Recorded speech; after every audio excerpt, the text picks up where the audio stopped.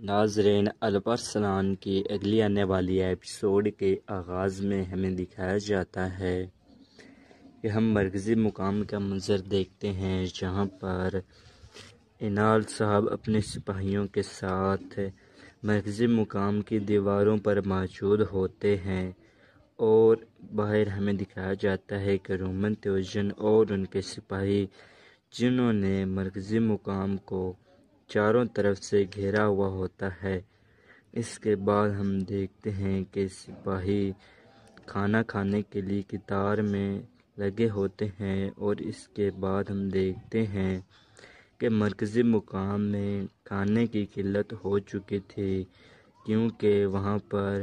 کوئی بھی سپاہی باہر نہیں جا سکتا تھا، اور نہ ہی وہاں پر کسی کو آنے دیا جا رہا تھا، یا پھر کوئی بھی اس قلعے سے باہر نہیں جا سکتا تھا کہ وہ ان کے لیے کھانا لا سکے، کیونکہ باہر رومن تیوجن اور ان کے سپاہی موجود ہوتے ہیں۔ اس کے بعد ہم دیکھتے ہیں کہ دو سپاہی آپس میں کھانے کی وجہ سے لڑ پڑتے ہیں، اور انہیں دیکھ کر انال صاحب بھی وہاں پر آ جاتے ہیں، اور وہاں پر آنے کے بعد ان دونوں سپاہیوں کو لڑتا دیکھ کر بہت پریشان ہو جاتے ہیں، اور انال صاحب ان سپاہیوں سے کہہ رہے تھے کہ تم کیوں لڑ رہے ہو؟ کیا تمہیں معلوم نہیں ہے کہ ہم کن حالات میں ہیں؟ تم آپس میں کیوں لڑ رہے ہو کہ جب ہمیں دشمن کے ساتھ لڑنا چاہیے تو تم آپس میں لڑنے میں مصروف ہو؟ تو اس کے بعد انال صاحب کہہ رہے تھے کہ کیا ہمارے بڑوں نے یہی کہانیاں سنائی تھیں کہ ہم اس لیے پیدا ہوئے ہیں؟ کیا ہم اپنے مقصد کو کامیاب نہیں کریں گے، اسلام کے لیے اور اپنی ریاست کے لیے کام نہیں کریں گے؟ چلو اب ایک دوسرے سے دور ہو جاؤ اور جنگ کے لیے تیار ہو جاؤ۔ اس کے بعد مرکزی مقام کے دروازے کھلتے ہیں، اور ہمیں دکھایا جاتا ہے کہ بازنطینی سپاہی مرکزی مقام کے اندر داخل ہوتا ہے۔ اسے دیکھ کر انال صاحب بھی اس سپاہی کی طرف چلے جاتے ہیں۔ اس کے بعد وہ سپاہی ایک خط نکال کر انال صاحب کے سامنے پڑھنا شروع کر دیتا ہے، اور اس کے بعد ہمیں دکھایا جاتا ہے کہ اس میں خط میں لکھا ہوتا ہے کہ انال صاحب، آپ بنا کسی خون بہائے اور بنا کسی تکلف کیے یہ مرکزی مقام اور اس پرکان کی ارد گرد کی جگہ کو آرام سے چھوڑ کر چلے جائیں تو ہم آپ کو کوئی نقصان نہیں پہنچائیں گے۔ اگر آپ انہیں ہمارے حوالے کر دیتے ہو تو آپ کو یہاں سے جانے دیا جائے گا، اور اس کے بدلے میں آپ کو ہمیں مرکزی مقام اور اس پرکان کے ارد گرد کی جگہ ہمارے حوالے کرنا ہوگی۔ تو اس کے بعد ہم دیکھتے ہیں کہ وہ سپاہی مزید کہہ رہا تھا کہ وہ سپاہی جو ہمارے سامنے ہتھیار ڈال دیں گے ہم انہیں معاف کر دیں گے اور اس پرکان سے نکلنے کا راستہ دیں گے۔ ان کے باوجود ہم کسی سپاہی کو چھوڑیں گے نہیں، ہم مرکزی مقام کو حاصل کر لیں گے۔ تو انال صاحب کو یہ باتیں سن کر بہت غصہ آتا ہے، اور انال صاحب اسے کہہ رہے تھے اور اپنے سپاہیوں کو مخاطب کر کے ان سے کہہ رہے تھے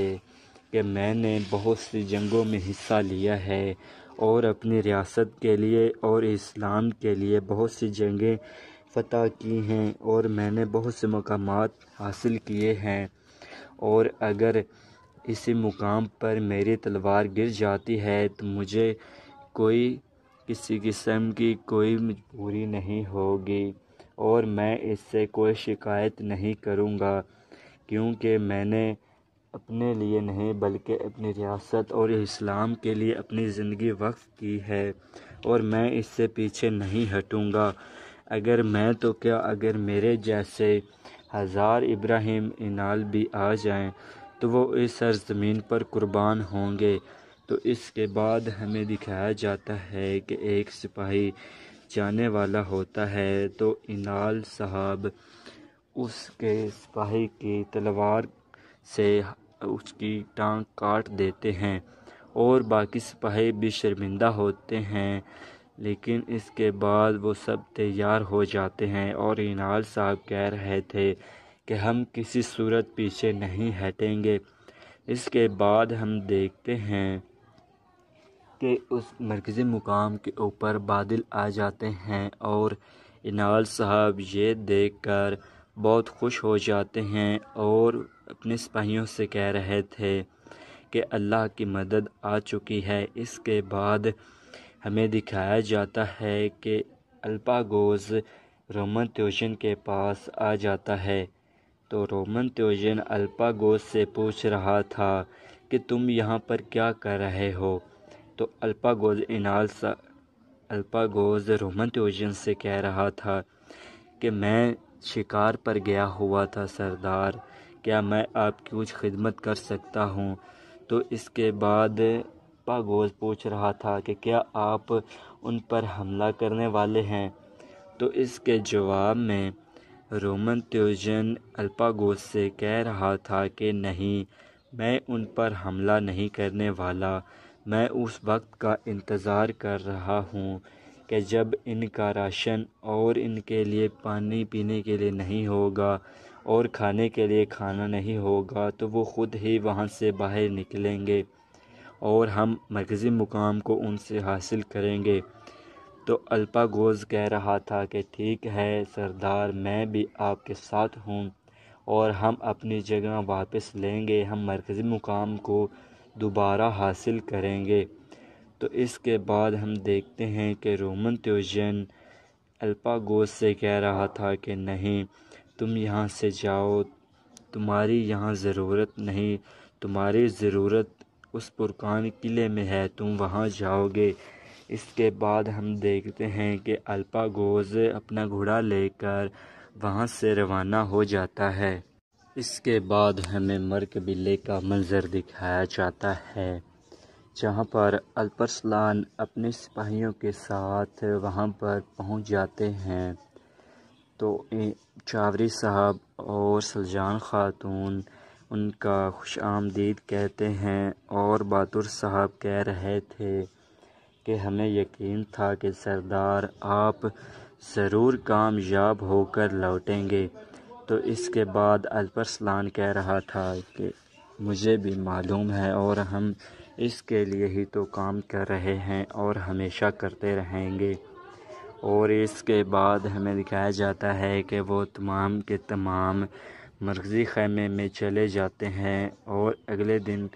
اگلا دن شروع ہوتا ہے، تو مرکزی خیمے کے اندر دکھایا جاتا ہے کہ تمام سپاہی اور سردار چاوری صاحب وہاں پر موجود ہوتے ہیں۔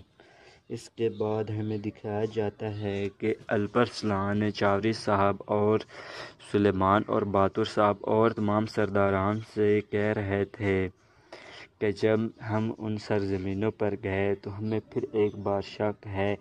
کہ امیر بوزان ان میں کہیں نہ کہیں شامل ہے، کہ جو کچھ بھی ہو رہا ہے کہ اس میں امیر بوزان شامل ہے اور تمام شک و شبہات انہی کی طرف جا رہے ہیں۔ تو یہ بات سن کر سلیمان بہت پریشان ہو جاتا ہے اور الپرسلان سے کہہ رہا تھا کہ بھائی آپ بار بار امیر بوزان کے پیچھے ہی کیوں پڑے ہیں، کیا آپ کے پاس کوئی اور بات کرنے کے لیے نہیں؟ تو اس کے بعد الپرسلان کہہ رہا تھا کہ آپ بھی ٹھیک کہہ رہے ہیں، لیکن تمام شک و شبہات اور تمام اقدامات جو کہ کرانتی کر رہے ہیں، یا تو ان کے ساتھ چاوری صاحب، ان کے ساتھ امیر بوزان کہیں نہ کہیں لازمی جڑا ہوا ہے، تو ہمیں شک ہو ہی جاتا ہے۔ تو اس کے بعد ہم دیکھتے ہیں کہ چاوری صاحب کہہ رہے تھے کہ ہم کسی ثبوت کے بغیر اس پر کوئی الزام نہیں لگا سکتے اور سلطان طغرل کے سامنے پیش نہیں کر سکتے۔ تو اس کے بعد بہادر بے کہہ رہا تھا کہ ٹھیک ہے اور ایسا ہی ہے، ہم اس کے علاوہ کچھ نہیں کر سکتے۔ تو الپرسلان کہہ رہا تھا کہ اب مجھے معلوم ہے کہ وہ کیا کرے گا، اب کہ وہ ظاہر ہونے ہے اور اسے معلوم ہے کہ وہ اب ظاہر ہو جائے گا کہ میں اس پر شک کرتا ہوں، تو وہ اپنے آخری اقدام کی طرف جائے گا اور ہم